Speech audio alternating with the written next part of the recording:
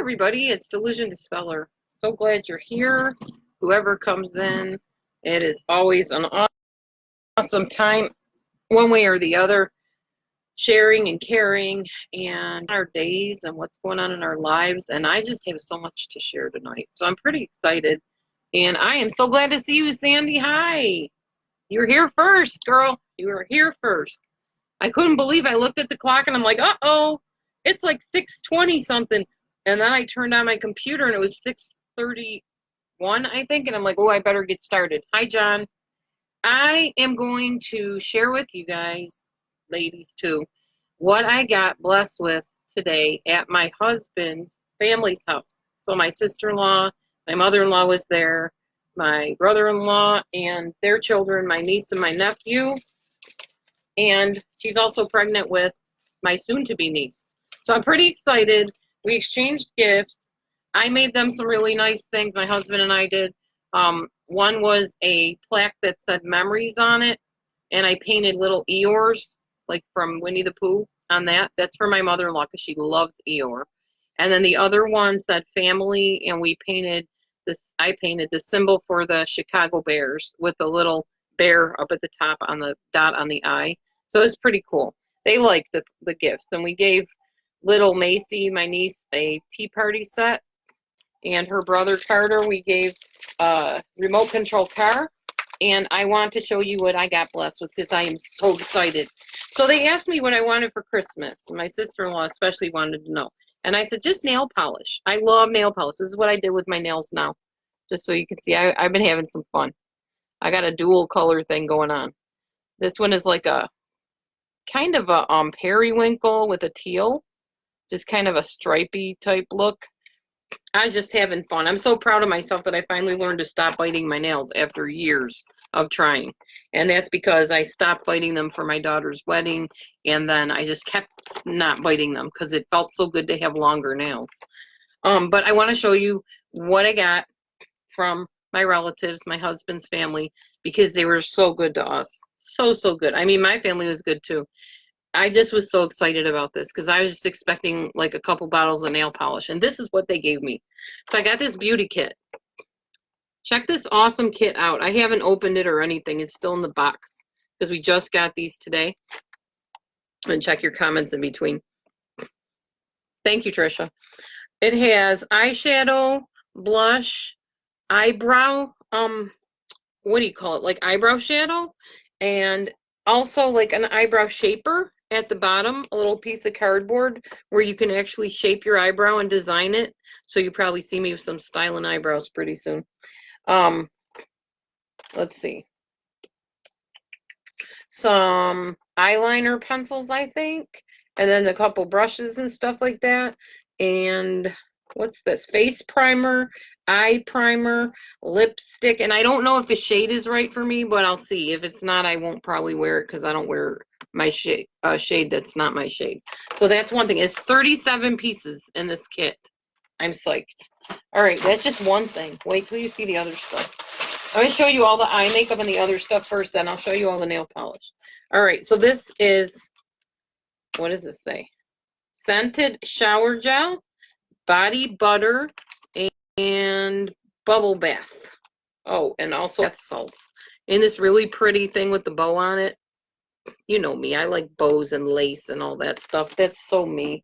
So that's another thing that I got. I got two of these awesome things. Sassy Chic nail art pens, where you can, I don't know if you can see it too well, but you can put like little diamond looking things at the top of your nail, or like paint like a dual pattern. Just design it however you want. So that's pretty sweet. And then I got another one of those that's a little bit different. Look at this. This is on black, all those little pretty colored glitter thingies. Oh, I'm going to have so much fun with this. Oh, and you could stripe it too. I might try that design. That looks totally awesome.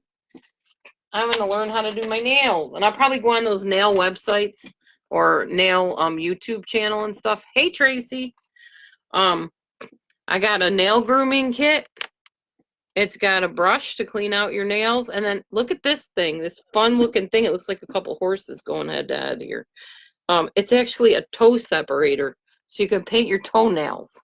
And then there's a cuticle pusher, which, I mean, look at these nails. Do I look like I need to push my cuticles back? Not anymore. I think I bit my nails for so many years, I pretty much killed and wiped out the cuticles. So I don't have to push them back. Hi, Nicole. I just saw you pop in, girl. Good to have you. All right, now I got more to show you. More. I'm going to make sure I keep these separate so I don't re-show them. Okay, this is nail polish, that's nail polish, and those are nail polish. Okay, I think I'm to the nail polish part, everybody. So remember, I just asked for some nail polish, and this is what I got. My sister-in-law and mother-in-law are awesome gift givers. Awesome. I am all nailed up. Yes, ma'am. Where did I get all that from? My sister-in-law, my mother-in-law, my brother-in-law. Oh, yeah. Cool, Tracy. You need that box. Hi, Jamie. This is Townley Girl, and it's 11 pieces. Excuse me. You can see the nail polish. There's 3 there, and then there's a lipstick that looks kind of not my shade, so I'm going to have to check it out and try it and see. It's supposed to make your lips look kind of, what do they call it? Chrome-like. Kind of like metallic, I guess. And then there's a nail hardener. And see these fun things up here? Those are foil strips. So you can put them across your nail and make like fancy, like glittery type stuff on your nail. I'm not really sure how to use foils. I'm going to learn how, though. It's going to be a good hobby for me. So that's kind of fun. And I got this one. Wait till you see all the stuff I got. I'm so excited. I feel so blessed. This is called the Color Workshop. Whoops, I'm turning it the wrong way. And these are all nail polishes. And then at the top, there's this fun thing to separate your fingers when you paint them.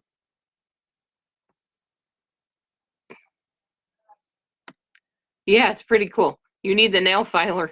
I know, I was just thinking that the other day. Does anybody have an emery board? And I actually found one on my floor in my living room. So I had the emery board I could file down my nail and not bite it. Because that's what usually happens is I'll get those little nicks in the corner of my nail, and I'll be like, oh, it's driving me crazy. I gotta bite it. And then I'll bite and peel it. And then it usually goes from there to biting the nail down to the nub. Well, it hasn't happened in a long time. I actually can get a hold of nail clippers or emery boards or something and file them down before I go biting it to smithereens. So I reward myself with fancy, pretty nail polish. Oh, I don't know where they shopped at. Probably just like Walmart and stuff. There's a lot of little shops in Makokata where they live. So anyway, there's all my nail polish from that little kit. And there's also, you can't really see it too well, but there's glitter at the top. There's like gold glitter, pink glitter, and silver glitter at the top. So you can put that on your nails too. All right, so then they gave me these things. I gotta show you these. And this is really cool how they did this, because these were like all different separate packages, and they just kept bringing them and putting them in my lap. This is for her. This is for her. And I'm looking going, what's my husband getting? These are his family. Well, they bought him a little mini iPad tablet. Yeah. Tablet, right? Yeah. A tablet. Okay. What? Show them yours. My what? Your tablet. Same tablet, except mine's got a pink cover and keyboard. Oh, that's true. His is like this. This is a tablet. I often record things on this and upload them for you guys to watch. But his has like a pink casing around it and a keyboard that sticks out over here. So that's what they got him. They got you something else too, didn't they? Oh yeah, I'm about to show you that in a little while, what they got him also, which will kind of be for both of us because we'll both get use out of it. So here we go. Here we come. They gave me this yellow thing right here. And these aren't the exact nail polishes that came in it, but we got a light pink. What color is this? I don't know. Kind of like a fuchsia. You guys know that I'm a winter, so fuchsia is my color. Nail hardener, rapid dry nail hardener, because I'm impatient and don't like waiting for my nails to dry. Purple nail polish. Okay, so that's from that one. Came in this nice little yellow makeup bag. Then they gave me this makeup bag, this really cute people, black and white colored people makeup bag. We got Oh, this is my old one. Sorry, I already had that one. I kind of put them all together because I wanted the same colors together. There's this kind of a, I don't know, it's kind of a teal color, sort of, nail polish. And then this one is like a glittery teal. And it's by Mermaid Magic. And then we got LA Colors. This is another kind of blue. So I tried to keep all the blues together, including the one I already had, the light teal. So there's that one. And there's one more to show you. This makeup bag with the butterflies on it. We got gray, which I rarely would wear, but I'm sure I will find some use for it. I get in moods, so whenever I feel like painting my nails, I paint them however. And then this is Mega Grow to grow my nails faster. What I need is Mega Grow for my hair to fill in all this thinness up here. I need to get myself some Mega Grow. All right, so that was my nail polish gifties. That was from asking for, I would like some nail polish, thinking I'm going to get a couple bottles, and I get all of that, plus makeup besides. I am so blessed. And my husband's other gift was this lovely doohickey, Mr. Coffee Machine. We have been wanting to have a working coffee pot for the longest time. We had a Keurig that I ordered on eBay, I think, and it broke really quickly after I bought it. So we were without coffee, and I mean, we don't always drink coffee, but when you want a good cup of coffee and we have creamer for it, it's a nice fill-in when you're hungry to drink coffee, and it kind of gets your mind off of the cravings for the food. So yeah, pretty cool. Oh, I gotta show you this too, because I would have worn these at Christmas time had I had them then. Merry late Christmas, everybody. There, now you can kind of see it. I got these at our local grocery store for 50 cents, y'all. 50 cents. It's got a little reindeer fur up here. Yeah, I think they're cool. They're so me. All right, I gotta turn my lights off or they're gonna, the battery's gonna die. I'm just goofy like that. I like having fun. So, oh, shoot, it's still on. How do I get these to turn off? There we go. All right. So, that was what I wanted to show you. Yes, they did, Diane. They definitely put thought into them. Now, it is open topic tonight, but I do want to share the third part of what I was sharing yesterday and the day before, because I want to be done with that series so that we can go on to something else. I don't know what, but I do want to get done with that particular series of the adult child. First, I wanted to talk to you guys a little while and see what's up with you, or if you have questions or concerns or whatever. Yeah, I'll wear them next year for sure, Trisha. I'll put them in a safe place. I need to organize my house. Now that the holidays are over, I need to just gradually take one room at a time and totally organize it after work so that I have everything in drawers and labeled, and I just really want to get organized. So I'm going to do that. Anyway, did you guys have anything you want to talk about, or concerns or questions or anything you want to discuss before I pull out my notes to continue on that topic we were on? And thank you, by the way, for coming over here. I know a lot of you are from YouTube, and it means a lot that you actually got an account if you didn't have one and came on here to see me tonight and see us. My husband will probably drop in a little while. He said he might pop in. He's enjoying his new little tablet right now. Yeah, I am. I know you are. He's pretty excited. So did anybody have anything you want to say or share something you're going through or whatever? Or stuff that's going on YouTube that's of importance to you or whatever? Okay, the room is silent. All right. If not, I can get my notes out and just carry on where we left off. I think I will do that. I think I hear a cat meowing again. There's a lady on YouTube who has a cat, and she says every time my cat wants in, her cat wants in and out. It's kind of funny. You've been having a hard time with a girlfriend who has met someone new, feel left out a lot. Oh, I know how that is, Valerie. I'm sorry that happened. Maybe I know you can't replace people, but maybe join a support group or a hobby group or like a book club or something and meet some new people. I gotta let the cat in, y'all. Hang on. I mean, you can tell your friend how you feel. Why do you think they may be leaving you out, Valerie? Why is she suddenly just leaving you out? Do they have like interests that you shoot with or whatever?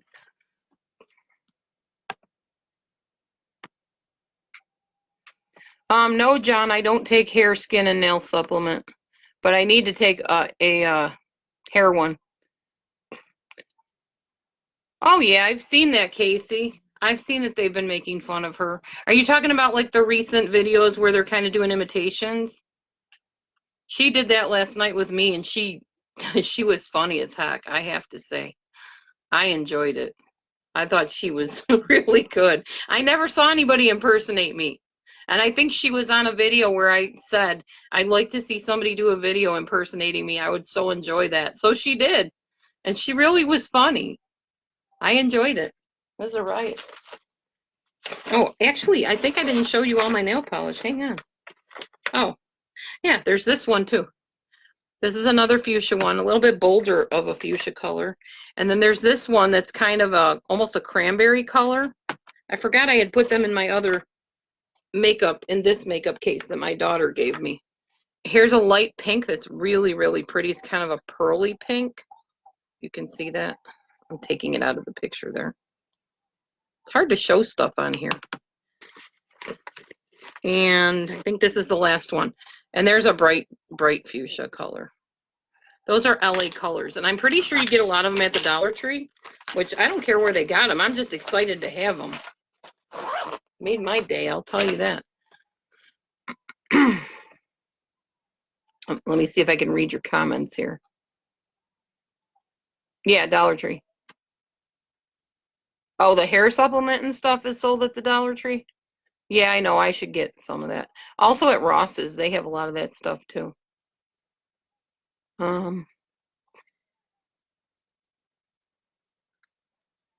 Oh, I understand, Valerie. You can't spend the money. Oh, gosh, I can relate to that. That was pretty much my whole young married life. People would go out to eat, like church people would go out to eat, and I never had the money, so they'd have to pay for me. But sometimes they would say, well, we just can't afford to pay for you, so sorry about that. Because they didn't want to enable me.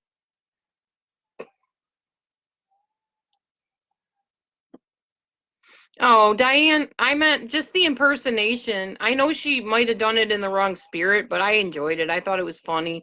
When things that I made on the video were taken out of context, that hurt and made me kind of angry. But the actual impersonation didn't bother me. I thought she nailed it. I thought it was a riot. I know I'll have to decide which color to paint them and how to design them and stuff. It's going to be fun, Casey.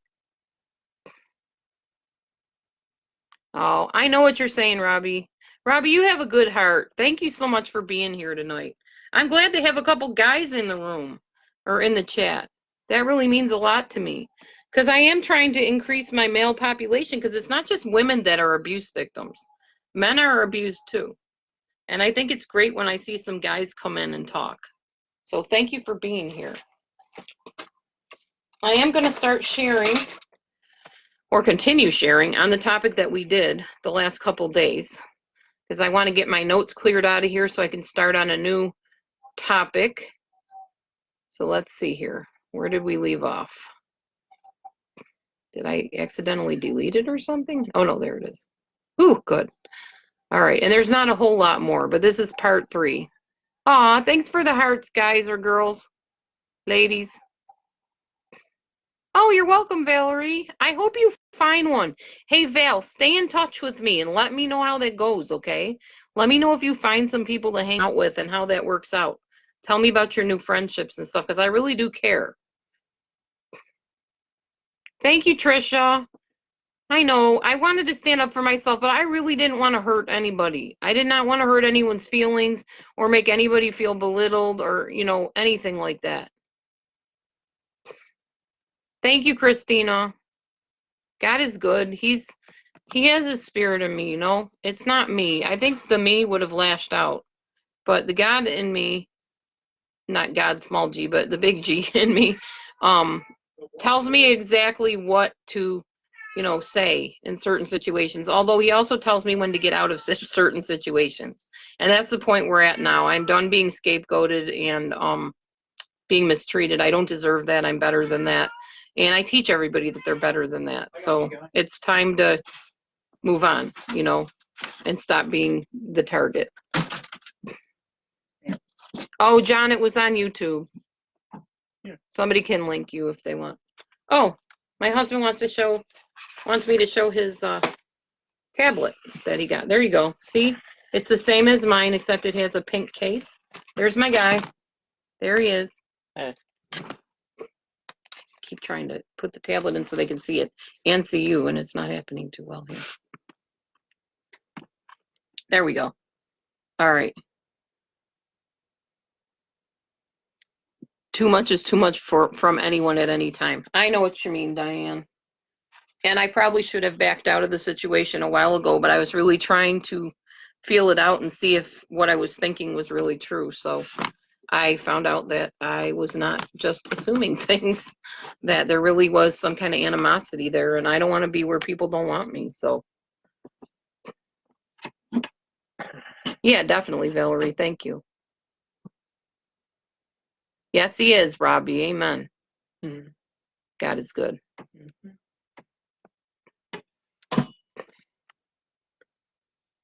Oh, hi, Awoken to what? Precious Coria.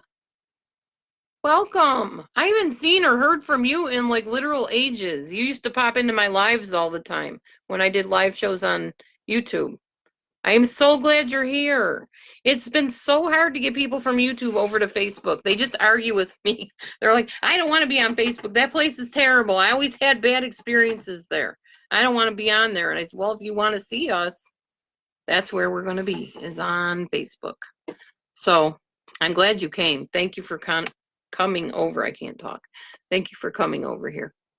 I'm about to share the last part of a little series I've been doing on adult children about things in childhood that, if they're not dealt with in childhood, can carry on over into adult attitudes and reactions and actions. So I'm going to continue on with that, and then I definitely will open up the floor. Okay, have fun. How much longer am I in YouTube jail? Well, to be honest with you, Christina, I just got an email from somebody that also had been banned, and they said that their time was up. They served their 90 days plus 10 days or whatever it is, and they still are not allowed back on. So I don't know. It may be a thing where everybody needs to write to YouTube and say, let her back on or something. I don't know what I need to do, you know. I'm just waiting it out for now so that I can serve my full 90-day ban or whatever, and then after that, I don't know. You're staying here on Facebook. Amen. No more YouTube, Tricia says. Amen. I'm getting to that point where I might do the same, because I can always upload my Facebook videos to YouTube, and I've been doing that, and it works just fine. It's just that if people want to talk to me live, they have to come on here, or they just have to watch the videos afterwards and comment. There's nothing I can do about it at this point. But yeah, YouTube has gotten very vicious. A lot of really mean-spirited people used to come into my YouTube live videos and in my chats and just be very cruel to a lot of people, not just me, but to pretty much anybody they felt like targeting. So I don't want that for anybody. All right, so without further ado, I'm going to get right into this sharing. And if you have to go, that's fine. I understand. Thanks for your permission. Not you. Well, you can go too, but okay. I'm going to share a little bit about something regarding education, because we all educate our children, or hopefully we do anyways. Hang on, I'm read some comments quick. Oh, thank you, Diane. I haven't heard of Gab, Christina. I might check that out. I actually checked out something called, what is it? Begins with a T, Twitch, and Zoom, which I can Zoom with anybody on camera, but you can't go live, I don't think, with Zoom. Or if you can, I don't know how to do it. But if anybody wants to introduce me to a new platform that we can all go live and get there easily, feel free, or else I'll just stay on Facebook for now. I like Facebook. I'm getting used to it. And I seem to be reaching a lot of people, and that's what I'm about, is reaching people with the truth and helpful things that can help them and give them, you know, validation and whatever they need, basically. All right, so let me go on with this sharing. So education, we educate our children. We try to educate our children. And we're all at different levels in our education process, whether that's through school, homeschool, or just life's hard knocks of experience. Before college, I had no degrees, but I was still online already. I was still helping people. In fact, I had no desire to go to college. I didn't think I needed to. I didn't want to. I didn't want to do more work. I felt like, well, I just went to high school, and I did try college. Back when I was 18, I tried college, and I wasn't ready for it. I ended up pregnant with my first daughter, my eldest daughter, and went and lived with my foster parents, and then met my first husband. And yeah, eventually after 23 years, divorced him and decided to go back to college. But at the time when I was thinking about it, I didn't think I needed to go and get a college degree to do what I was doing, which was life coaching people, helping people. People were calling me, paying me for advice, and the advice was working if they followed it. And came along and said, you know, you could get sued. If you give somebody advice, suppose you tell somebody to go do something or, you know, leave their situation. Hi, Edie. And something happened that they committed suicide or killed somebody or whatever, you're going to get a lawsuit. You need to be credentialed, because if people find out you're on here giving advice and you don't have credentials, you're going to be, you know, in a heap of trouble. So I thought, well, gee, I better get credentialed then. And I was also going through a very rough marriage, and I wanted out. I saw college as a way of establishing an identity apart from being somebody's wife or somebody's mother, of being my own person. So I did go to college. I first went online and found out about like what they call distance learning, I think, where you do it all online. Then I went to the local college and I got my prerequisites finished. And then after that, I started on the actual distance learning online. I got my bachelor degree, and then I married my second husband. He encouraged me to continue on with my education, so I went back to the same college and got my master's degree. And unfortunately, the way the college was set up, they didn't have an externship or internship program, so I didn't get the on-the-job training or practice or clinical, you know, right to practice, I guess you could say. So here I was, $100,000 poorer, invested in my college education and couldn't get a job in my field. So my mom said, why don't you get your paraeducator license? You always used to like line up your little stuffed animals and dollies and teach them. Maybe that's an avenue you could get into while you're deciding what you want to do, if you want to continue your career or whatever.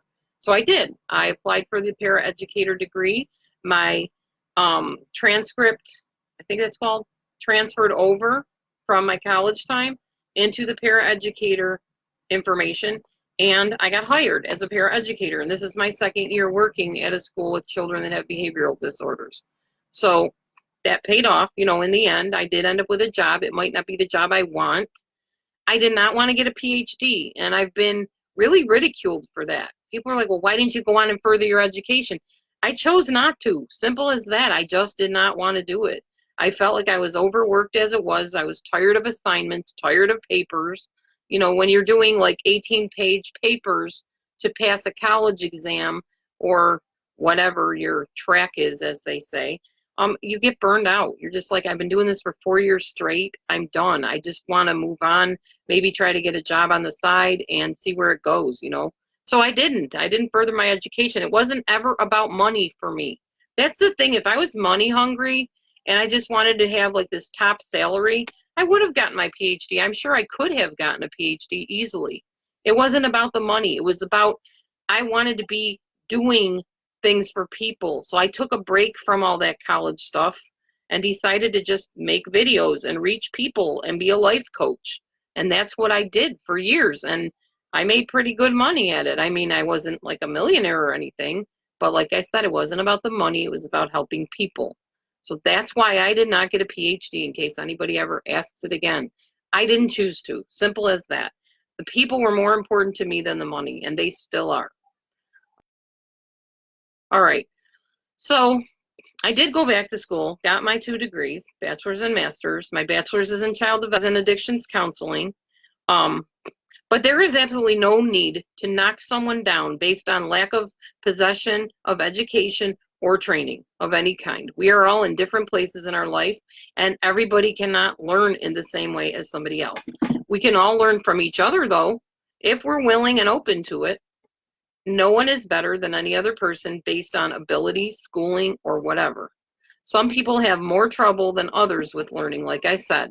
My ex had a learning disability, and I have worked with people that have learning disabilities, and I've also tutored a couple of them to get through schooling and things like that. I used the Americans with Disabilities Act in school to help me because I catch on to things slower than other people, and I don't always understand social cues. I also don't understand meta messages, like jokes are lost on me a lot of times. I'm the type of person that you can tell me a joke that everybody around me understands, and then I'll be doing something totally unrelated like hours later, and I'll be like, oh my gosh, that's so funny. So that's what they meant by that's how I am. I'm very slow at understanding jokes. I really am and always have been. My kids think I'm crazy because I can't get stuff as easily as other people can. And sometimes I say things like just I don't always think before I speak. And I say things that don't make a lot of sense to somebody. And to me, they make perfect sense at the time. But people look at me like, what? What are you talking about? I don't. And then my one daughter says, Mom, I just can't today. I can't. Because I frustrate her. Because I say things that don't make sense, or I don't get something that's so logical to people. There's a couple reasons why. I believe I was born with a learning disability. Possibly some type of autism, I don't know. But also, I took a medicine called Topamax years ago when I was abused by a narcissistic mentor. And it messes with your short-term memory really bad, and I'm sure it does some other things in your brain. I'm not positive what it does, but it did something to me.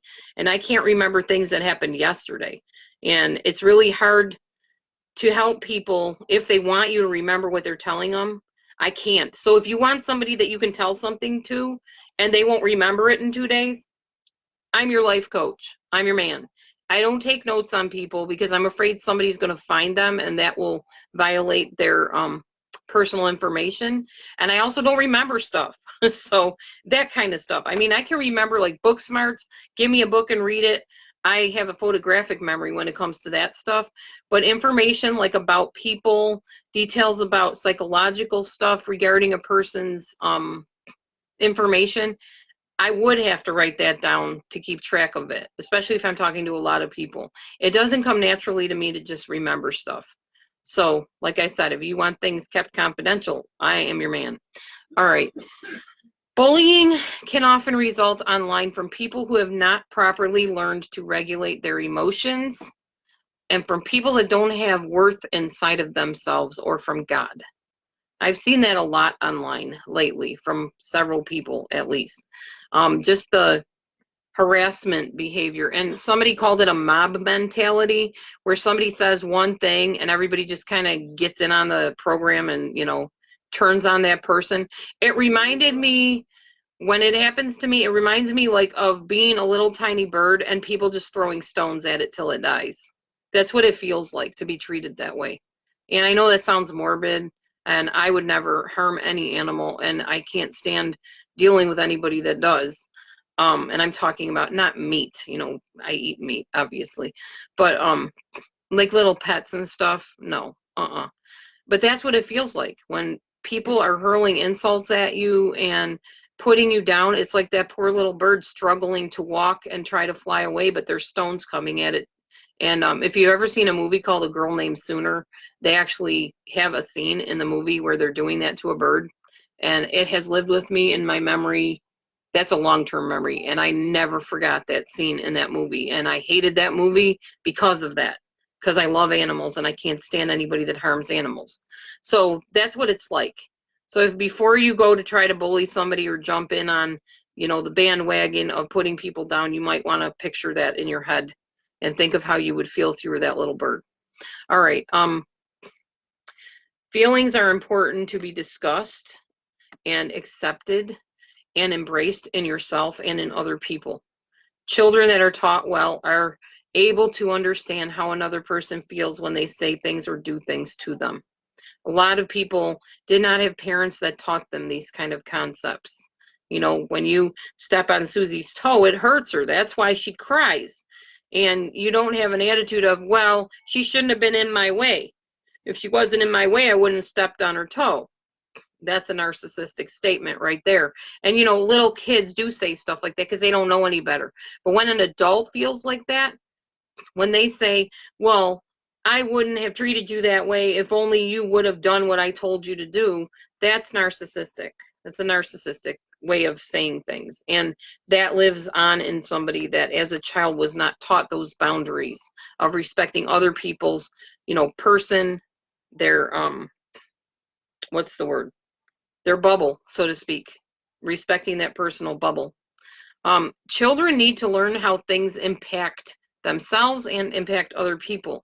They need to know right from wrong. They need to consider what other people think about things.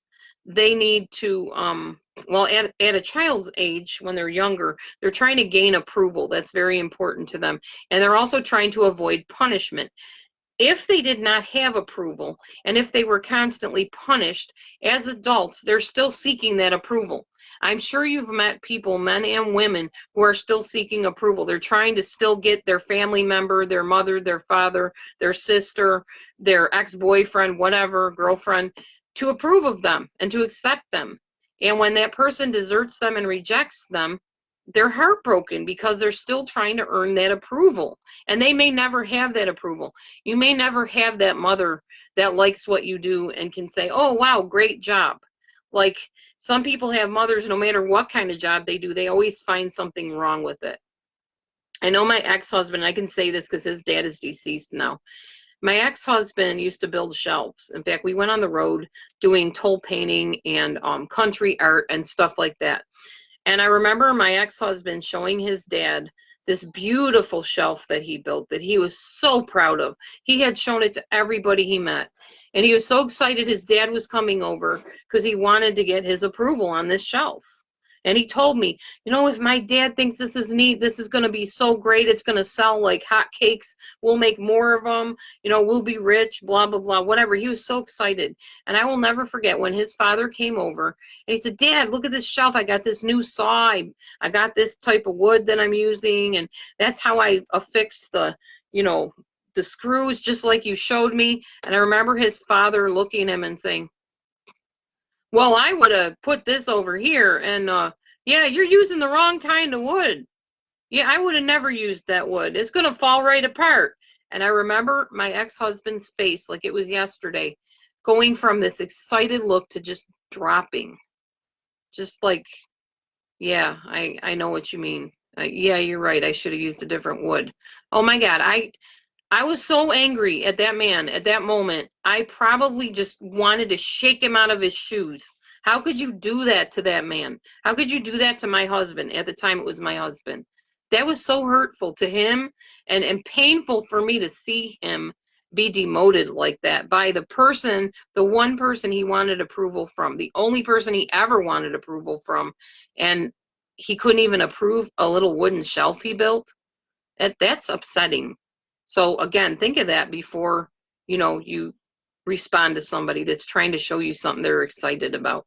Their reality may be different than your reality. And this, I'm speaking to myself here too, because I tend to get like where things are not a big deal to me that are a big deal to other people. And I have to really watch that, because what's exciting to somebody, whether it's something I'm interested in or not, it matters to that other person. And if I just act like it's nothing or put it down or try to say how I would have done it better or different, that hurts that person. And it's cruel to be like that to people.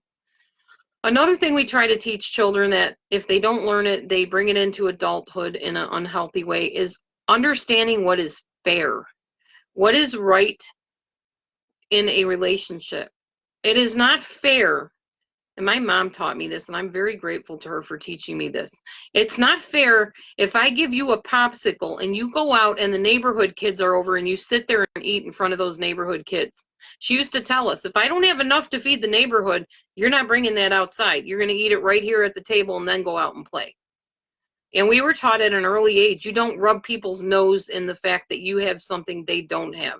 Because, oh my gosh, if my brother or I would have gone out and said to Jimmy or whoever, we had a popsicle and you didn't get one, we probably would have gotten a whack across the mouth or soap in our mouth or something, or sent to our rooms. Now, my mom says she never hit us across the mouth. I remember being smacked. Anyway, that's my reality, and that's what I remember. The point is, my mom would not have tolerated that. My mom would have said, get in here right now. And then I would have been grounded for the day. You don't go in there and rub somebody's nose in the fact that you have something they don't have. You don't do that. So you teach children from an early age what is fair. Now, had I not been taught that, can you imagine me as an adult? Boastful and woohoo, I got this and you don't. Look at you in your cruddy little house, and look at my fancy house, and I got this gorgeous car and you drive that little piddly thing. You know, that's cruel and so mean. And we should not be mean-spirited towards people at all. That's just awful to act like that. I'm glad my mom taught me morals and values. Wanting to be treated justly, that's another thing. You know, letting the punishment fit the crime. And this is something my foster mom taught me a lot. If you're going to discipline a child, you need to make sure that the punishment fits the crime. So if Susie got into the cookie jar, grounding her for a month for taking a cookie is not the punishment fitting the crime. Susie taking the cookie and spilling crumbs all over the table and saying, okay, Susie, you took that cookie, now you're going to have to clean up those crumbs you spilled all over, and you're not going to get cookies the rest of the day. That fits the crime. So many parents unjustly punish their kids without considering the fact that this doesn't even match up with this. This crime over here, this thing they did wrong, should not be punished in such a harsh way like this. Because then you have adults that grow up and they do one of two things. They punish their children in the same way or worse, or they become overly permissive and let them get away with everything. That probably would have been more like me. I was a very permissive parent at times, but I had times when I was kind of harsh with my kids too. And I couldn't seem to get that balance. And my kids would tell you to this day, Mom was a pushover. You know, Dad would punish us and then he'd let us go on things. Mom would sometimes punish us and sometimes not. She was big on discipline for about 2 weeks, and then she'd, be lackadaisical about it, and who cares, Yeah, exactly what you said, Diane.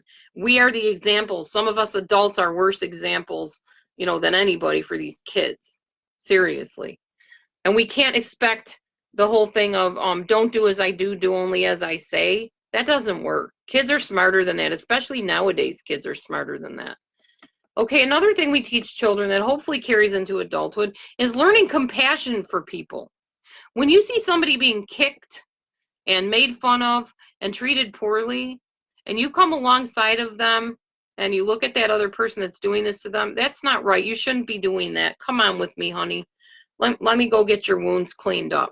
Let's go talk about this. I'll be your friend. That was me, and that's probably the reason I'm talking about this stuff. You want to know who I was back in school? I was the one that was friends to the people that didn't have any. I was the one that took the Down syndrome kids and sat next to them on the bus because nobody else wanted to. I was the one that, and I've said this many times, I had a friend that, yes, she literally had a beard. She had a hormonal dysfunction, and she grew a beard, like not a full beard, but you could see beard hair under her chin. And she was a chunky girl and not very, pleasing to the eye. And people would make fun of her and call her names and put her down. And I would be the one that befriended her. I would be the one that said, come on over here. You can sit at my table. I'll get your lunch. Don't worry about it. Just sit down. I'll be there. And another girl that was overweight and kind of she smelled funny. People didn't want anything to do with her. And I would walk home with her every day. She used to buy me stuff from the drugstore. We called it like a pharmacy. She would buy me coloring books and stuff.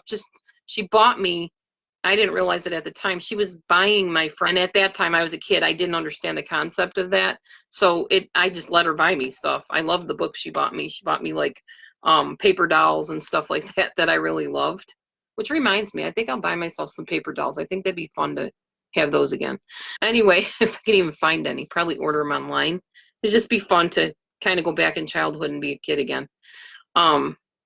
I used to love dressing up my paper dolls. It was so much fun. And then as I got older, became an adult and had kids of my own, I made paper dolls for them and made the outfits and stuff, and they loved it. Anyhow, I don't know. I didn't want to get off on that tangent, but that was me. That was who I was. I was the friend to the underdog, a friend to the ones that had no friends. And I believed that Jesus, who I was a Catholic at the time, Jesus did that. He was a friend to the sinners and the people that other people wouldn't have anything to do with. But that was me. And you take a lot of flack when you do that because you're not the popular person for hanging out with the unpopular people. But that is something that I learned also in childhood, that you never treat another person as less than you. People are not less than you. They're just different than you.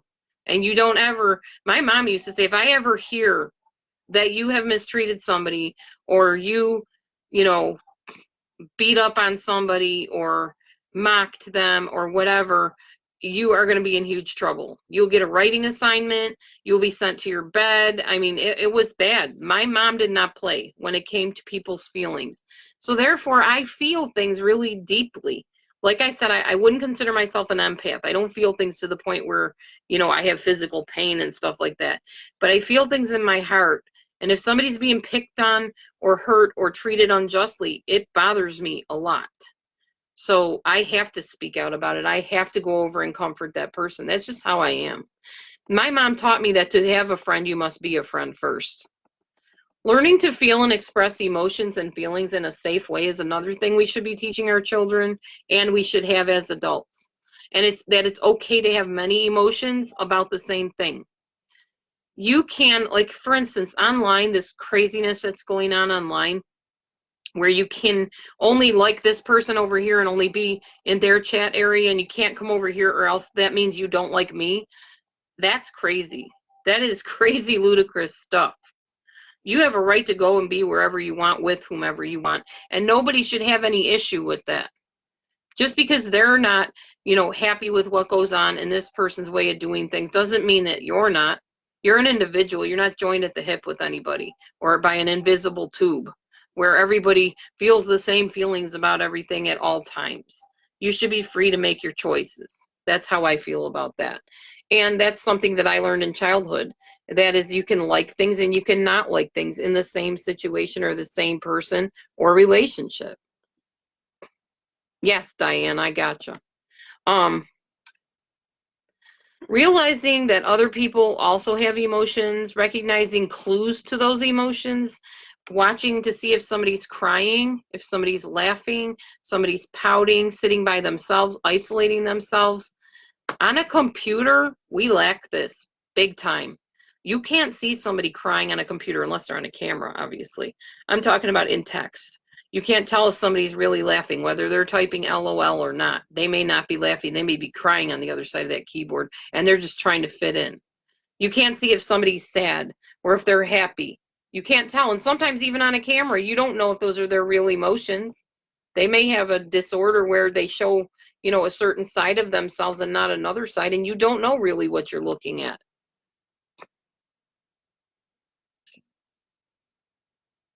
Oh, gotcha, Diane. That makes sense. You were the cheerleader, the gymnast, the popular person, but you were friends to the misfits. That's beautiful, Diane. Good for you. Knowing how to handle emotions through choosing alternate activities is something else we teach our children. When they get upset, when something's bothering them, when they're angry, when they want to beat somebody up, we teach them, go distract yourself. Go take a walk. Let's go. Let's leave the room. Take some breaths, calm down. Sometimes people will say breathe, and I know some people get offended by somebody saying that. I like it when somebody says take a deep breath. Now just let it out, take another one, relax, think about this. That's good coping skills. That's not offensive to tell somebody to take a few deep breaths and relax.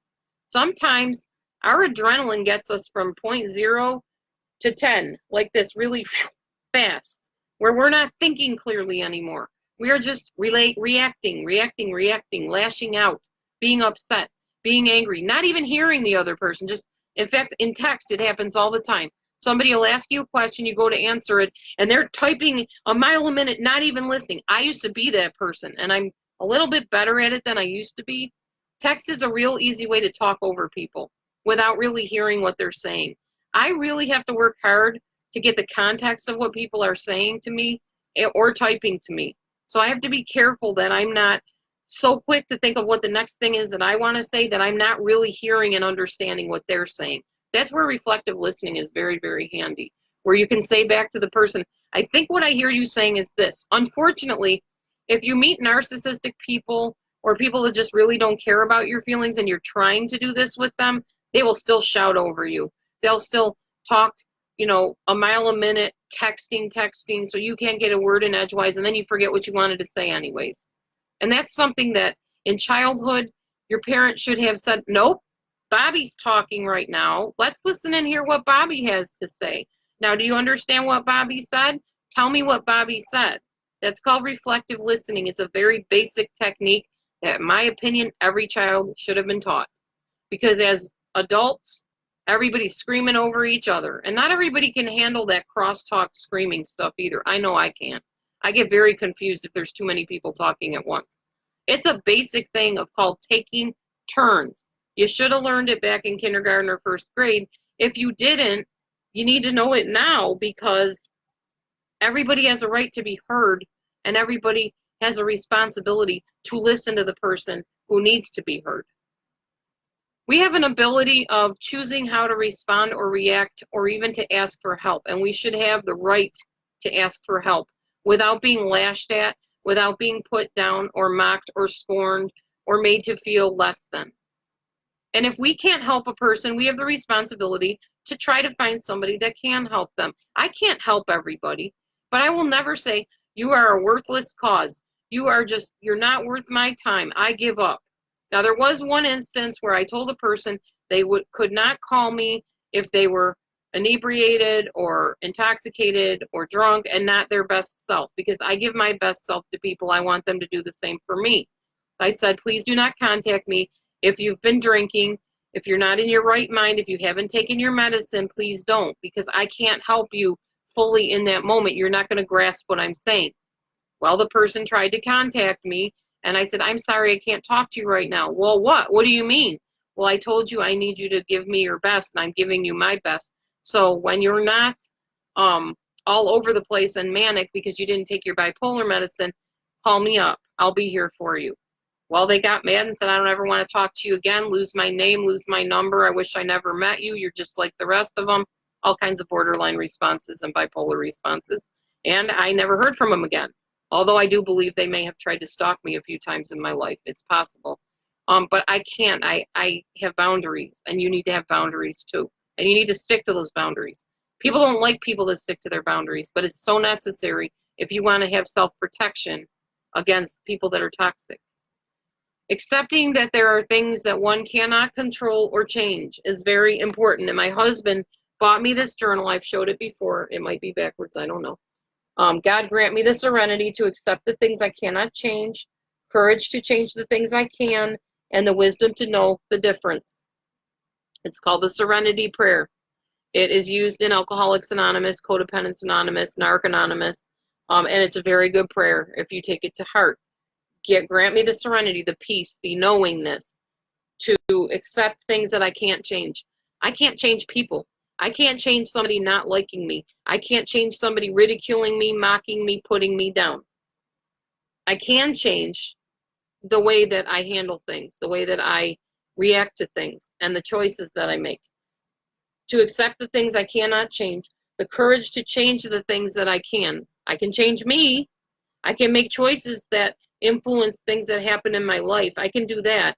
And then the wisdom to know the difference. Which one are we dealing with? Are we dealing with something Laura's trying to control? Somebody that's falling apart that I'm trying to fix, that doesn't want to do the work on themselves?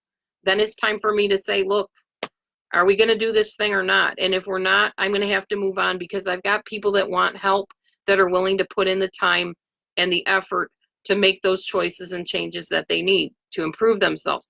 If you're just going to sit and complain and whine and just want me to listen to you, basically have kind of a pity party, not that your feelings don't matter, but if you're not taking, the steps to improvement, then you're not going to change anything. You're going to be stuck here, and we're just going to have this conversation constantly. We're not and never moving forward. And that's the difference between a counselor and a coach. A counselor can do that. They can sit and just let somebody vent. That's not me. I'm a coach.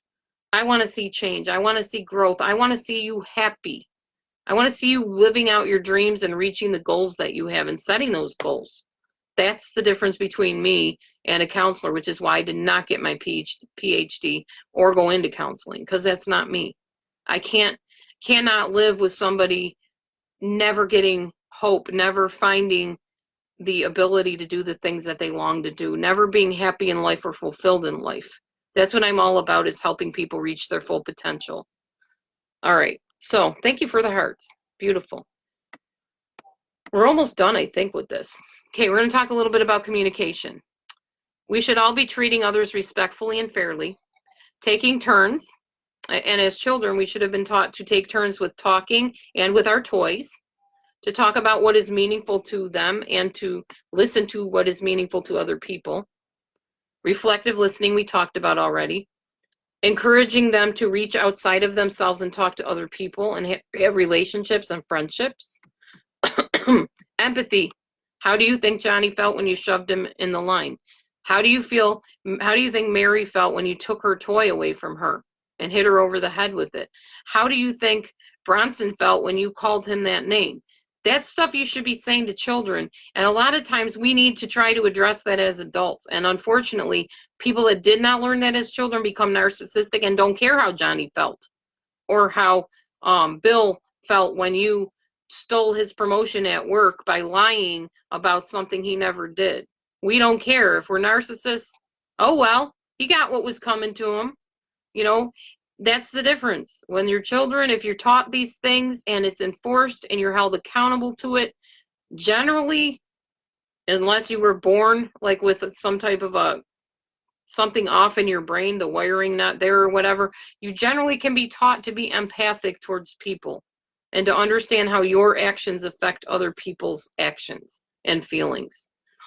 We need to have involvement in helping others. Teach your children to go into the nursing homes and visit the ill people there. Teach them to, at Christmas time, wrap up gifts and give them to homeless children or children that aren't going to have a Christmas. Teach them the feeling of, and I'm not all for this, well, they just gave all their gifts away. We didn't give them any, so they learned the value of giving. No. I'm sorry, I'm not an extremist when it comes to that stuff, but definitely have them wrap up a few gifts if you can and say, okay, you know how you have all this stuff? Well, there's people out there that they can't buy these things for their children. So let's go over here to this person's house and bring them this toy. How do you think Mark is going to feel when he opens up a gift from you that, he wasn't expecting? How do you think he'll feel about that? That's the kind of stuff we should be speaking to our children. And if you have an adult friend that is callous like that and doesn't care about people's feelings, maybe you can point out, how do you think they felt? Although, like I said, if they're narcissistic, they're not going to care. That's one way to know a narcissist, by the way. If they just have like callous disregard for people's feelings, then I wouldn't even get close to them, because they just feel that they're entitled to do and treat however they want other people.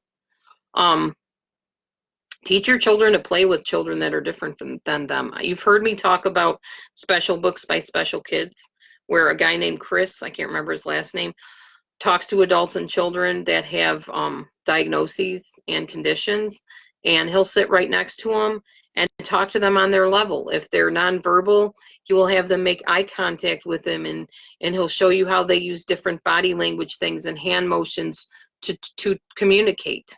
And some of the most difficult types of circumstances, there are real people out there with real children and people in their families and their friends that have these types of challenges that you don't even know about. I mean, I saw some things recently about a disorder where babies are born with their skin so hardened that it cracks when they move. And there was a mother, several mothers that had these babies, and they were told to have abortions and get rid of the babies. And they carried to full term. And they rub coconut oil on these babies every day. They are very careful with them because they have such love in their heart. That's something not everybody can relate to because we haven't been given that hand in life. But maybe we've been given a different hand in life. And that's why I go on YouTube and I think this stuff is petty. There are people out there with kids that are really, really struggling and friends that are really struggling, and just people in general, adults too, that have challenges that you don't even know about. You can't see through a screen, that have these challenges, and you can't relate to them because you don't physically see them, but they are out there. And when you know they're out there, it brings a humbling sense to things. At least it did for me, because I'm not narcissistic and I care about people. And we all need to be aware that everybody isn't as blessed as we are, and to reach out to those people that aren't and be a friend to those people. We need to read books and sing to our children. I met a lady, actually I've met several people, but one lady in particular, her mom never sang her lullabies or read her stories. Apparently bedtime was something where you just went up to your room and went to sleep. I sang and read to every one of my children. I acted out Winnie the Pooh. I did all the voices. Like, they loved Tigger. They loved it when I was like, woohoo, I'm Tigger. The wonderful thing about Tiggers, the Tigger's a wonderful thing. Their tops are made out of rubber. Their bottoms are made out of spring. They're bouncy, bouncy, trouncy, bouncy, bouncy, fun, fun, fun. The wonderful thing about Tiggers is I'm the only one. And then I would do Pooh Bear. Oh, bother. And they loved it. They would like, Mom, read to us tonight. Do the voices. Do the voices. That was what I would hear my kids cry every night. Do the voices, Mom. I took care of my kids and nurtured them as a mom when they were little, especially. And then I did it with my grandchildren. Parents don't do that anymore. They give a kid a little iPad, sit them in front of the TV, whatever, the electronic babysitters, and there's no bonding, there's no connection. And then a kid grows up not feeling connected to anything and feeling like they're on their own and isolated, and they're an island unto themselves. And they don't think about other people's feelings or what other people need because they weren't taught to have that connection. And they may not even have that connection with their own parent because of that. It's so important. You enjoyed that, huh, Diane? And I like Christopher Robin too. Oh, silly Pooh Bear. You are a silly old thing. I love doing impersonations. Anyways, let's see. I used to like the heffalumps and woozles too. That was really fun. Oh, it's a heffalump. I'm terribly scared of heffalumps. Do you think it sees me? Oh, silly Pooh Bear. Of course not. A heffalump isn't real. Okay. Anyways, we need to answer our children's questions. We need to have critical thinking skills for our children. Let them tell you what they think of things and get them to think outside of the box. Otherwise, you grow up with a child that follows along blindly and gets into cults and unhealthy groups and weird religions and follows the wrong crowd because they can't think for themselves because you told them what to think all their lives. Like, don't tell your kid, oh, you don't want to do that. How do you know what they want to do? How about asking them, would you like to try that? I'll be right here in case you fall. That's what you do to a kid. You don't say you don't want to do that. You're not in their head. You don't know what they want to do. Don't think for them. Thank you, Leave Me Alone. That's an interesting name, by the way. You have that spelled really interesting. I won't leave you alone unless you want to be left alone, but I do like your name. All right. Teach your children to speak in full sentences. Now, I'm not saying you can't answer them if they go, because babies, you know, they're trying to learn how to talk. But encourage them to speak in full sentences. Say, oh, what is it you want? Tell mommy, I want a cookie, or I want this, or mommy, play with me. Teach them how to talk. Interact with your children. Don't put them in front of the television or an iPad or whatever and think that that's going to teach them. They need that one-on-one connection. That's why I like Mr. Rogers and Sesame Street and all those things that we grew up with as children. Well, many of us did, because it's an interactive type of thing, and we have so lost that. All kids want to do now is play on an iPad, let the computer think for them. They have no critical thinking skills. They have no problem skills, problem solving skills, because we didn't teach them that. So let's do that. Let's take time and teach our children how to interact, how to respect people, how to honor people, how to listen to people, how to ask, intelligent questions and reflective listen and really listen to people and care about people. That is what's missing from the world. That is why we have narcissistic adults a lot of times, unless they were born that way, and that does happen occasionally. And that is why YouTube is a mess right now. Because all of those things I just spent 3 days teaching everybody and sharing with everybody are sadly lacking all over YouTube, at least our little corner of the true crime community, if you want to call it that. Not everybody there, but in a lot of places, it's very lacking. And we just need to really love each other and respect each other again, and take turns and not chat so fast and have to say what we have to say, that we just jump over everybody else, and not let somebody explain what they meant by something without attacking them before they even get the words typed out. It's cruel and it's wrong and it shouldn't go on. My opinion, my definite humble opinion about everything, or maybe it's not so humble. It may be a bold opinion. Whatever, it's my opinion. It's how I feel. And I think it's sadly lacking, like I said. All right, so I'm going to open up the floor now. I am literally done with everything I had in my notes.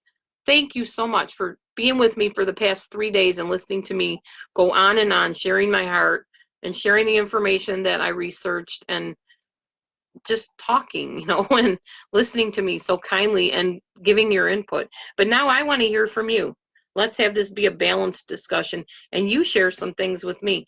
Give me some of your, what they call takeaways. What did you learn from what we learned the last 3 days? What has touched you? What has resonated with you, I guess is how you say it.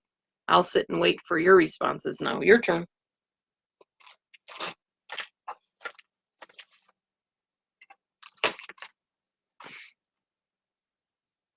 And what's our first comment here?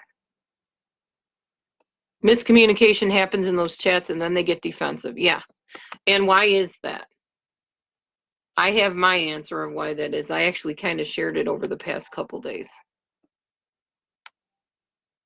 Thank you, Trisha. I think so too. The reason I believe,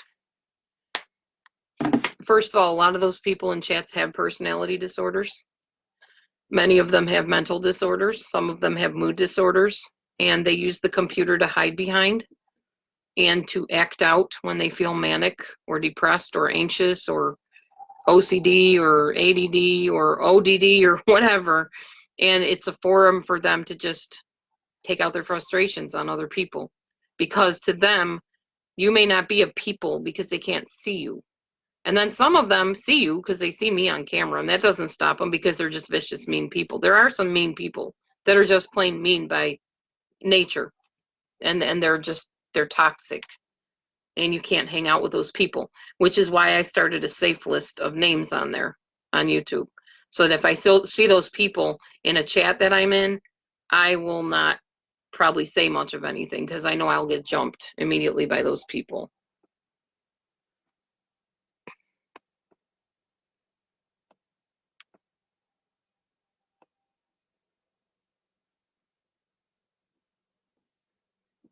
What if a person tries to do all that but are in survival mode? Can older children be taught these things? I'm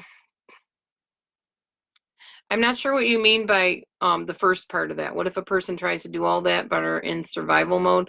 You're going to be protective of yourself, and that's a good idea. You're going to have your guard up. I do still, because I attract narcissists like a magnet. And I've done that recently, I believe, in several occasions. You have to have your guard up. You can't just throw caution to the wind and say, well, I'm just going to coast through and, we'll form a friendship over here and hope it works out. You got to protect your heart. Even the Bible says, guard your heart, for out of it flow the issues of life. Exactly, Boho. Hi, Boho. Boho Davi, so good to see you. Thank you for your comment. And you're very right. Lack of bonding gives rise to more narcissism because they actually did a test on people. And Christina, I'll get back to your comment. They did a test on babies where they had like a certain group of babies that were nurtured and played with and, coddled and cooed with and reflected back on, like if the baby smiled, the adult smiled. And then they had a group of other babies. They fed them, they changed their diaper, they, made sure they took naps and stuff like that, but they didn't interact with them. They didn't coo with them. They didn't sing to them. They didn't touch them and hold them. They just touched them enough to change their diaper, but they didn't nurture them. Those babies died really soon after that. So you can die of a broken heart, believe it or not, you can. And if you are not bonded, with somebody and connected to somebody, like Boho Davi said, lack of bonding gives rise to narcissism, because we're talking about people that lack bonding in the case of what we just talked about with Boho in that comment. People that are low in connecting, maybe their families, said, hey, good job or whatever, or high five, but didn't hug them, didn't kiss them, didn't hold them close, didn't tell them, you're a very valuable person. I really love that you're in my life and all that stuff. So they grow up feeling like, well, okay, mom's here and I know I can like get a high five from dad or whatever. But in their heart, they don't feel connected. So they feel like I'm on my own. I got to make my own decisions. I got to take care of myself. Maybe mom works full time and they literally are physically on their own. They're a latchkey kid. They grow up narcissistic a lot of times, feeling like I am my own person, every man unto himself. So what I want, I got to go out and get it. And mom's not there for me to help me get it. So I got to get it for myself. My kids sometimes felt like that with me because, like I told you before, I checked out for a while emotionally. I couldn't handle stuff. My marriage was really emotionally and verbally hard on me. And I didn't know how to handle it. So I escaped through the internet. I became an internet addict, which is why I understand addictions and why I took addictions counseling as my emphasis area for my master's degree, because I get it. I understand that mindset for addiction. But I also know how to break addiction because I did, and everybody else can too if they want to. Well, most people can. Christina says, I meant when the mom or dad is in an abusive relationship and is trying to make sense of their situation, trying to survive, figure. Okay, that's so pertinent too for what I'm saying right now, Christina. I was in an abusive relationship, verbally abusive more than anything. And I was in survival mode. And that's exactly how I would put it. I did not handle it the right way. Escaping onto the internet was not the way, but I didn't know how to handle it. And my counselors were not giving me advice. They were just basically saying, well, go home and listen to him and try to submit, and do what he says so that he doesn't get upset. You know his moods now, so don't trigger him. Beep, wrong answer. What they should have been saying is, oh, lady, yeah, you are dealing with somebody that is not able to self-regulate the way he's lashing out at you. He's totally misconstruing everything you say and always will. You probably should make a plan B and start trying to get out of that situation, because unless we can get him in here, isolate him for months, away from everybody, away from every bit of narcissistic supply, he's going to just keep having people feed his ego, and you're going to keep being treated like trash. And finally, a counselor did tell me that, and that's why I finally did leave 3 years after that. Yes, the children pick up the traits. My children have picked up the traits to an extent. That is true. And there's really nothing you can do to avoid that other than getting them out of the situation. And then the narcissist will try to make you look like the bad guy because you broke up the marriage. I know, I'm in that situation right now. Mom's the bad guy. Mom left dad. Dad didn't leave mom. But dad was verbally abusive to mom, among other things. So it happens. And unfortunately, there's no happy answer to that other than getting out when you can. And it's easier said than done because that's money. If you don't have a job or you're disabled and you're dependent on the narcissist, you're in a heap of hurt there in that situation. I wish I could paint a rosy picture for you, but there wasn't for me. And unfortunately, there isn't for most people. You just got to have your coping skills, positive self-talk, so that when the narcissist tells you, you're worthless, in your head, you're thinking, you're not worthless. I'm not worthless. I'm a good person. Look at how I cleaned the kitchen today. Look at how I got those dishes done. Look at that beautiful craft I made over there. You have to boost yourself up. So it's not a matter of being a self-narcissist out of necessity. It's a matter of believing in yourself to prevent from all the icky stuff being said to you and hurled at you from sticking to your heart.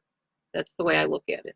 So even before I left, first thing I did was I would not sleep in the same bed with the man. I slept in a totally different room. And I separated. I detached emotionally. I detached psychologically, even while I was still married and living in the household. Because I was not going to be scapegoated anymore. And when he would start saying stuff like, I don't know who you think would want you. Who's going to take a woman with 3 kids? I didn't retort back to that. But when he started personally like attacking me and saying, any moron would have known how to do that. Or I can't believe a woman with 3 daughters couldn't get the dishes done. You were here all day. What did you do? I would look at him and I'd say, I hear what you're saying. The mean things you're saying about me are not true. I'm not what you say I am. I'm what God says I am. And I'm what I believe I am. And it used to just like baffle him. He wouldn't really know what to say after that. Sometimes he'd hurl more insults at me. And I would keep on going back. I would keep on going back and saying the same thing over and over. I hear what you're saying. I don't agree with it. I'm free to disagree with you. That's not who I am. No, I'm not stupid. No, I am a very intelligent person. I'm not, what are some of the things he said? I'm not a moron. I have the mind of Christ is what I would tell him. Hi, honey. I'm not worthless or useless. I help a lot of people. People know that I care about them. I'm a kind-hearted individual. I'm not what you say about me. And always, the loudest voice you hear, Christina, is always your own. Amen. If you don't believe me, plug your ears and talk. Who do you hear? Yourself. And honestly, inside of your heart, inside of your spirit, your voice is the loudest one you will ever hear. So the problem that we have is not necessarily external completely. It starts with the external. It starts with the voices that were spoken or speaking things into our lives from the time we were children. And maybe even in our marriages and our relationships, even boyfriends, even friends, teachers, pastors, priests, whatever. Yeah? I never had a boyfriend. I know you never had a boyfriend. But anyway, all those voices that spoke things into our lives, negative things, the reason why we can't handle it, why we fold, why we crumble, why we melt down and we shut down is because we believe those things after a while. But if you can constantly feed positive messages to yourself, watch my videos on the Language of Letting Go book. I don't know where the book went. Hopefully I can find it by tomorrow. I call it the Letting Go in 2019 series, but it's Melody Beattie's book, The Language of Letting Go. I'm sharing about how to break codependency and dependency on people. And not just the physical dependency, because some people can't get out of their situation. There's also a psychological and emotional dependency that forms when you're in a toxic relationship. And if you can learn positive self-talk and boosting your own self-esteem, you know, through God, there you go, Language of Letting Go, this book right here. Through your relationship with God and talking to God and knowing who you are in Him, but also knowing who you are within yourself. Surrounding yourself with positive people, friends if you can. Maybe go to the library if you can go to the library and meet some people there. There's all kinds of places you can meet people. Maybe you've become kind of a social recluse and, you know, you're afraid to get out. I understand that too. But you can be your own best friend. And sometimes you have to be. Sometimes that's the only friend you have. I've been there. I lived it. That's all I can tell you is sometimes you just have to be your own best friend and talk to yourself positively. Don't criticize yourself. Yes, very true, Christina. I agree. I totally agree. I know what the Bible says, and the Bible has never failed me. God has never failed me. My relationship with Him has never failed me, ever. But people have, over and over and over again, constantly, especially when I'm the narcissist magnet, and I tend to attract. The first thing that happens is I'm amazed at somebody. I'm in awe of them, and I'm like, wow. Look at that person. They're either so pretty, so popular, so kind. They seem to be kind. People really like them.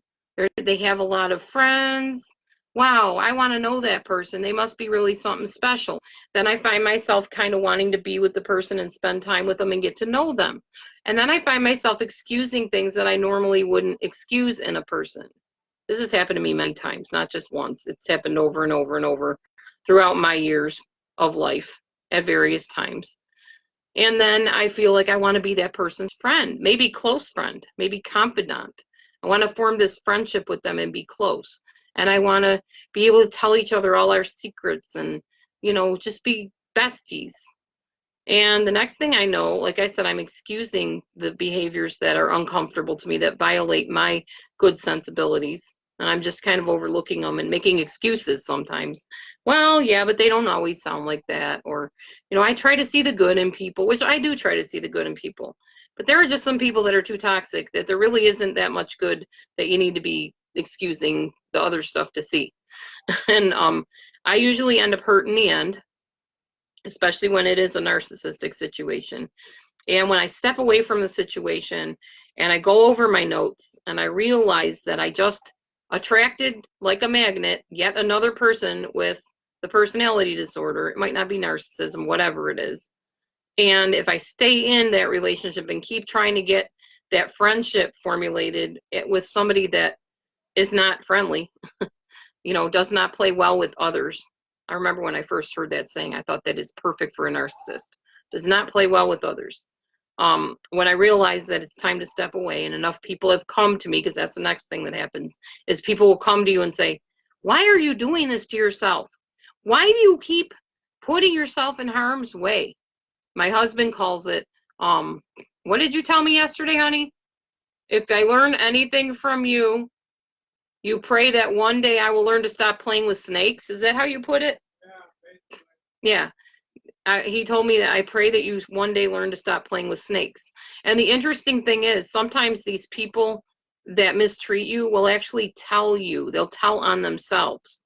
And they'll tell you that they have these problems, that they don't get along with people, and that they need to rein themselves in because they go overboard and, mistreat people, or they'll say that they're in a bad place or whatever. Yeah, if it's not good for your soul, it's got to go. Exactly, leave me alone. So we need to listen to, the voice of reason, and also learn from our experiences and our past history. Something I am still trying to do. I have not arrived. I have not. I've proven that to myself over this whole Chris Watts situation. I definitely have not arrived in that area. I still attract toxic people. I still want to have everybody like me and accept me and appreciate me. It hurts me when people, misrepresent me or misunderstand me. I want to be everyone's friend, and you just can't. It's not healthy to have that sometimes. Sometimes you have people that are just too hazardous to your health, your emotional health, your physical health, your psychological health, and even your spiritual health.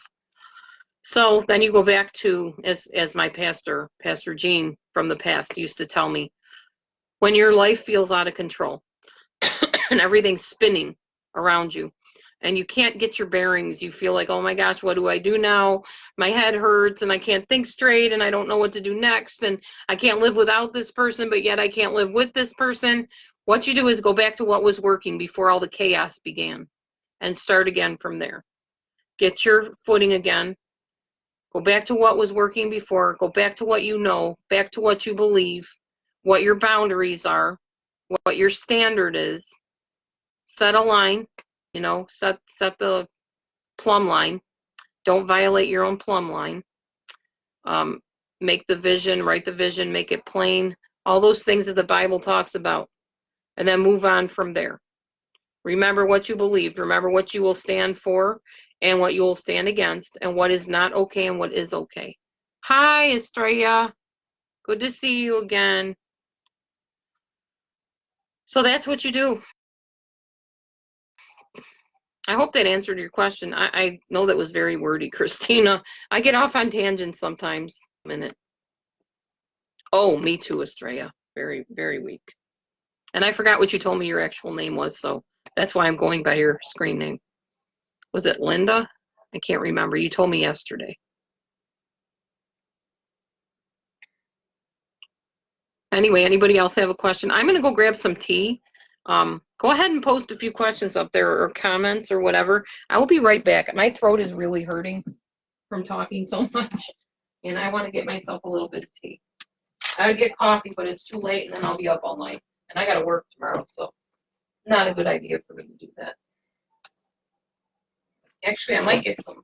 I think I might make myself some fairy tea with some almond milk. Oh, honey, you're going to have that cake gone by tomorrow. I told you I was going to help you out. You are. Thank you. Sort of. I'm kind of worried about your blood sugar, dude.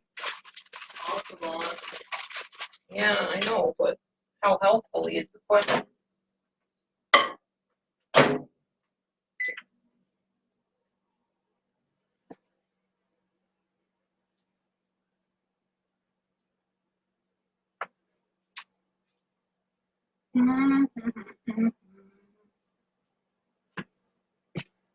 I'll be back, everybody. Don't go anywhere yet.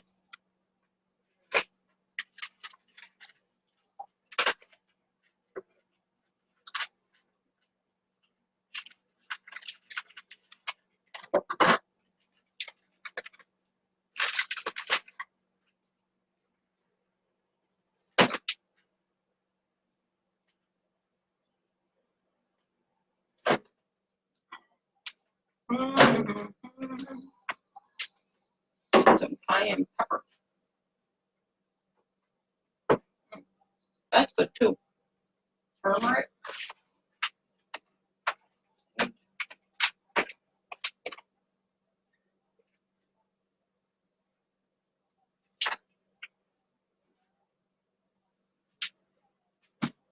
I'm coming, y'all. All right.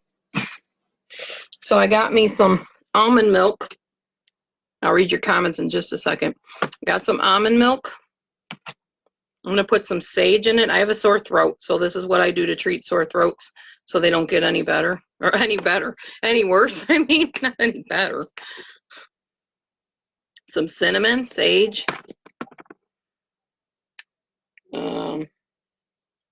Cayenne pepper.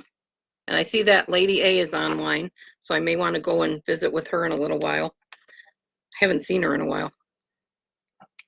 And I'm sure I know what the topic's going to be, so yeah, this should be interesting. I'm going to check on your comments real quick here.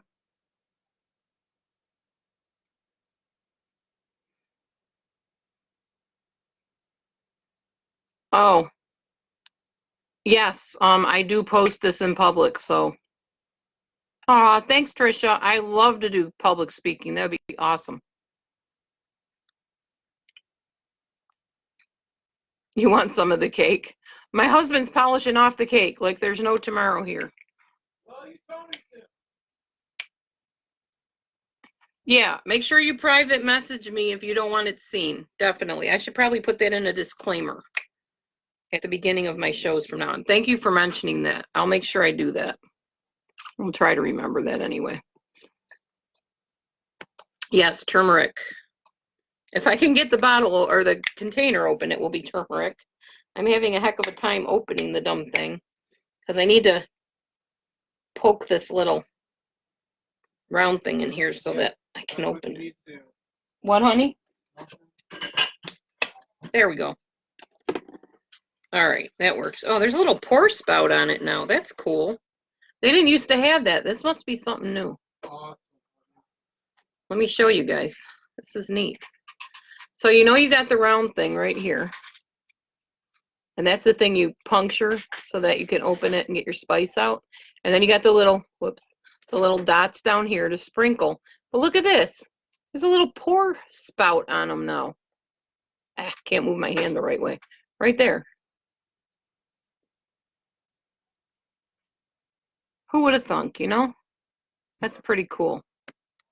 All right, so I got my little, I call it fairy tea because it's white. My foster mom always called it fairy tea. Some people call it angel tea. Yes, I'm using my finger to stir. I'm weird like that. Yeah, and honey, be careful how quick you drink it, especially with the cayenne pepper in it. The cayenne pepper will heal your throat.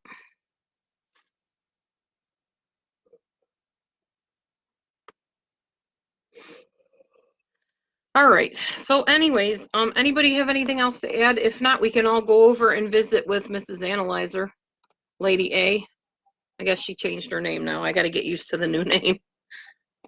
I totally understand why she did, though. Makes sense to me. Everybody good? We ready to go over to visit her?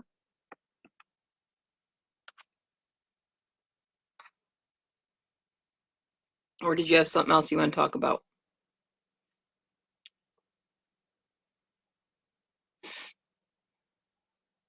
Just give me a number 1 if you're cool with closing down for now and heading over there.